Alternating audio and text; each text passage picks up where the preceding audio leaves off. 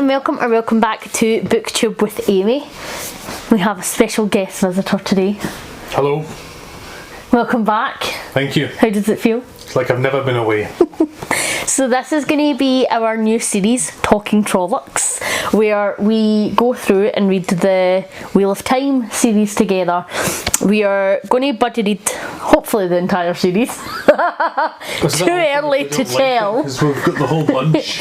And we're going to do 14 books. And wow, that's a big commitment. We're going to catch up every 100 pages or so, let you know what our thoughts are. I am obviously a big fantasy reader. You are not. Not really, and when I dip my toe in, I've got strange tastes. So sometimes I read a bit of YA fantasy at Christmas time, like Eragon, Artemis Fowl. You liked the Lunar Chronicles as well, didn't you? The Lunar Chronicles. I know they're not well loved on BookTube, but I really enjoyed them. I thought they were unfairly maligned. And you know, like your Narnias, you know, things like that, and Discworld as well. So I've got kind of quite varied tastes when it comes to your fantasy. Sorry, I was just supping. That sounds horrible, doesn't it? Can I do that bit out? I will edit that bit out. So we thought it would be interesting just to let you know our thoughts as we go along, with us having quite different reading tastes, really, and to see whether or not you find it accessible as a non-epic fantasy reader. So I did, which surprised me. You know, that's one of the things that puts me off about high fantasy, because it can be written in a very archaic way, and I find that to be quite a lot of effort. You know, you read your Discworlds and that's written in a really accessible way. It's very satirical. Anyone can pick it up. You don't need to put a huge amount of effort in. And I understand that, you know, this is sometimes to just make it immersive and get you into that sort of feeling. But I found the first 100 pages of this were written in a way that someone could pick it up and without too much effort actually read it. You know, the language is very everyday. It's obviously set ye olde worldy, but I thought it was everyday. But it doesn't sound ye olde worldy. No, it doesn't. It's written in contemporary English, I think, and that makes it quite easy to read without sort of feeling like it's a chore. See, I disagree. I feel like the first few chapters were just your quite generic, overly descriptive epic fantasy, which just bores me. Like, well, no, I agree. I think it was very descriptive, and I don't think a lot happened the first couple of chapters, but what I mean is it wasn't really flowery. No, that's fair. It wasn't, and there's no like a lot of like made up words, I guess, like what happens a lot in fantasy, so you don't need to like try and figure out what the made up words mean, which you will enjoy. Throw back to Clockwork Orange. Oh yes, yeah. But I found the first few chapters to just be quite dense and descriptive, and that's just not what I enjoy. Like, I need you to get right to the punch for the get-go, or like I'm just lost a wee bit. However, it hit chapter 3 and I really don't know what changed, but I feel like chapter 3 just had like a bit of a tone shift, like all of a sudden, like boom, we're in the story, and I was hooked. Like, it felt like really nostalgic, and I know that it gets compared to Lord of the Rings and Tolkien all the time, but like it was sort of giving me the vibes.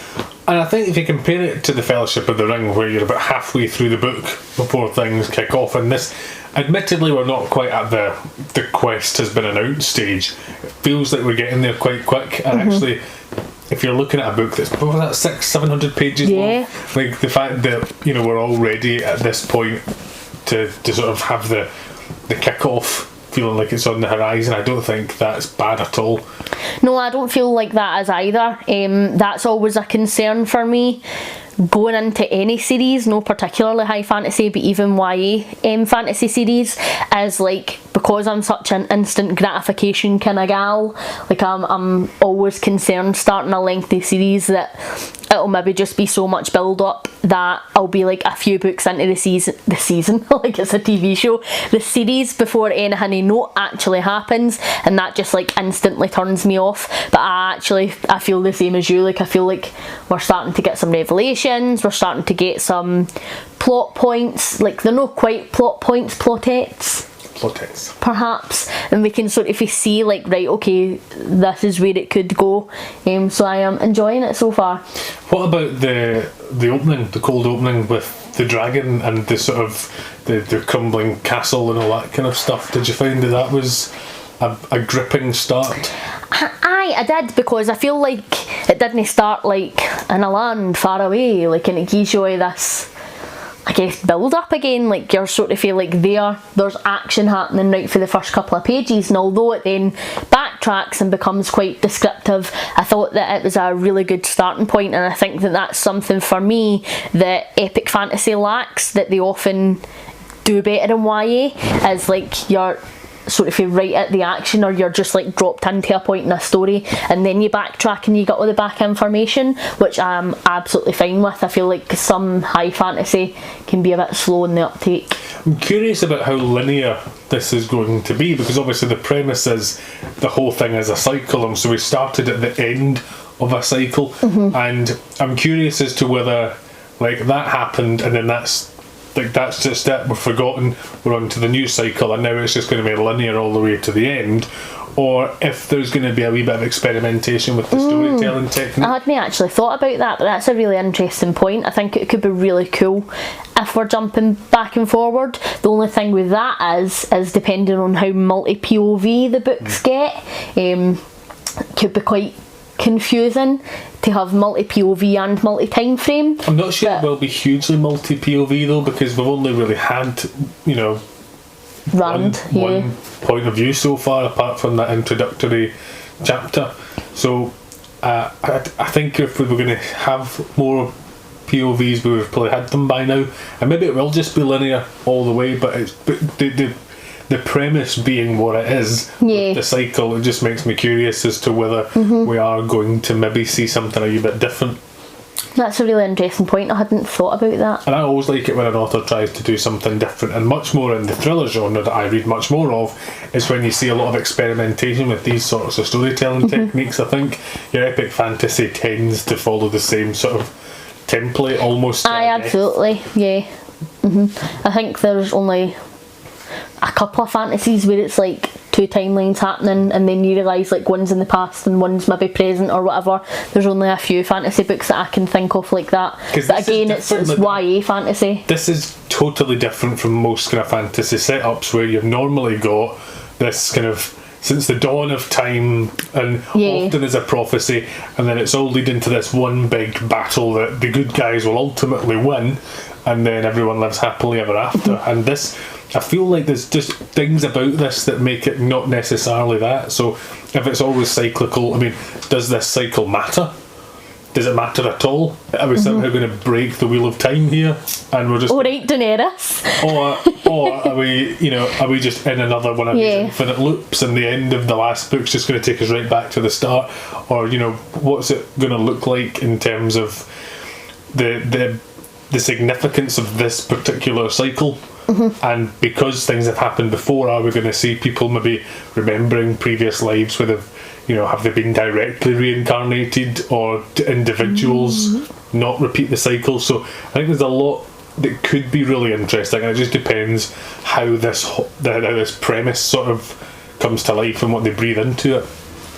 And we're so early on, we don't know what that looks like. I know. The thing is, obviously, we could set really high expectations for these are all the ways this could be a really different, unique series, and actually it isn't. And it is just, we had that introductory chapter, and then it's just high fantasy 101 for 14 books.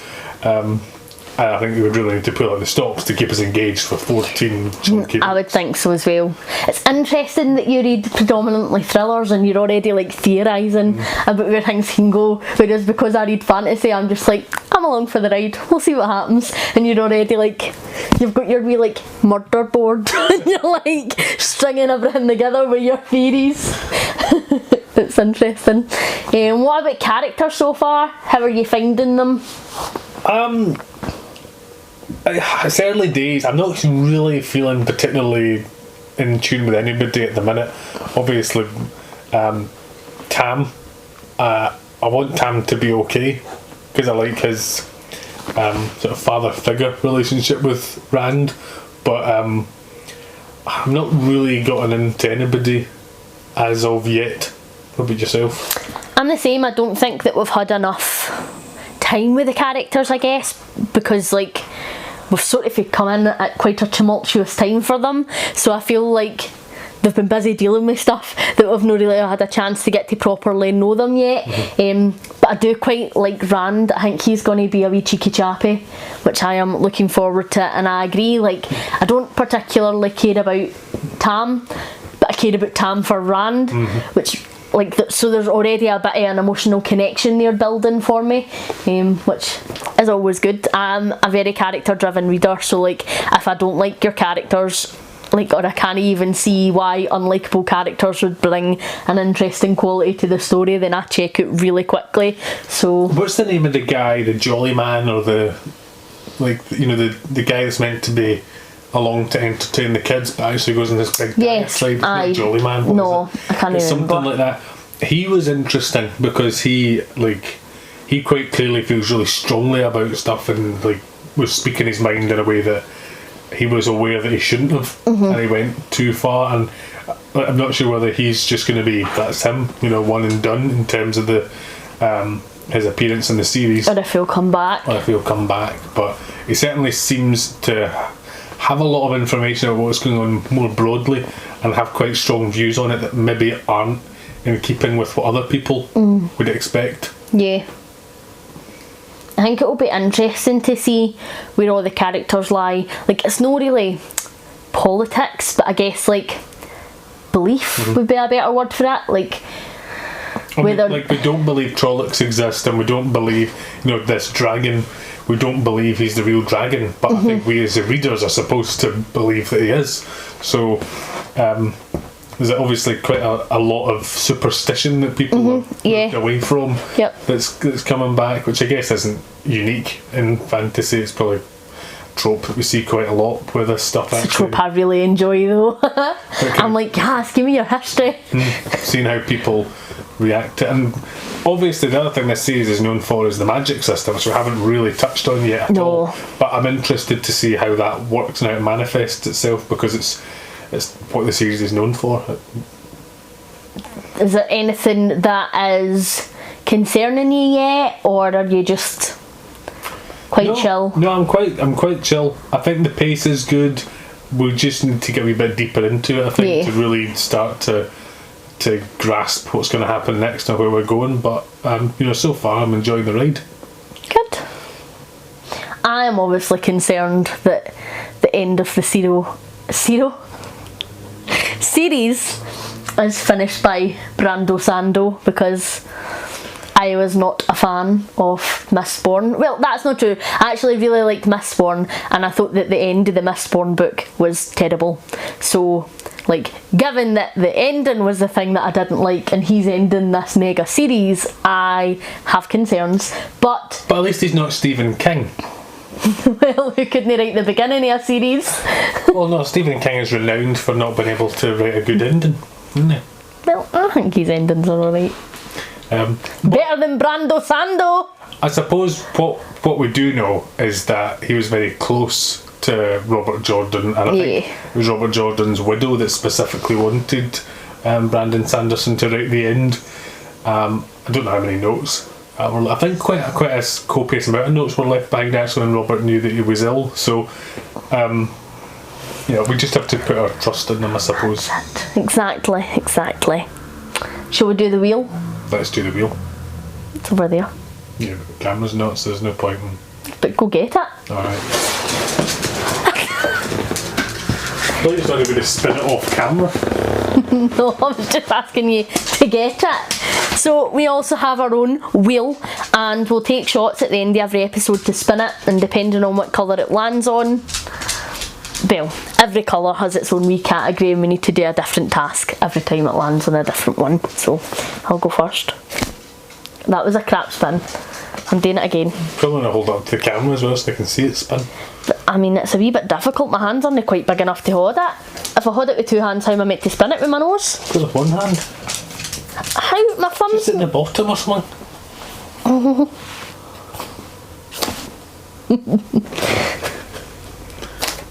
Alright, very good. So, flash prediction. Tam's deed. Wham bam, thank you Tam. Pan breed. I think so.